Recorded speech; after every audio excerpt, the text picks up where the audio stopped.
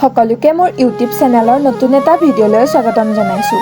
আজি আপোনালোকৰ মাজলৈ লৈ আহিছোঁ শিৱসাগৰ জিলাৰ কিছুমান জানিবলগীয়া কথাৰ বিষয়ে। আহকচোন ভিডিঅ'টি আৰম্ভ কৰোঁ। জয়সাগৰ পুখুৰী অসমৰ শিৱসাগৰ জিলাত অৱস্থিত এক ঐতিহাসিক পুখুৰী। জয়সাগৰ পুখুৰীক জয়সাগৰৰ বৰপুখুৰী বুলিও জনা যায়। জয়সাগৰ পুখুৰী আহোম স্বৰ্গদেউ ৰুদ্ৰসিংহৰ দিনত খন্দোৱা হৈছিল।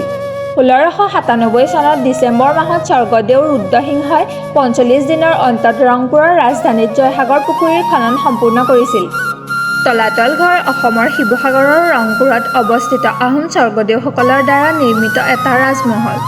এই মহলটো আহোম স্থাপত্য কলাৰ এক উল্লেখযোগ্য নিদৰ্শন।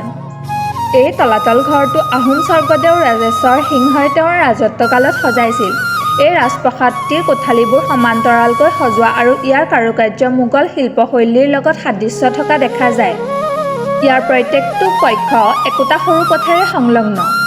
তলাতল ঘৰ আহোম ৰাজ্যৰ স্মৃতিচিহ্নসমূহৰ ভিতৰত সবাতোকৈ ডাঙৰ।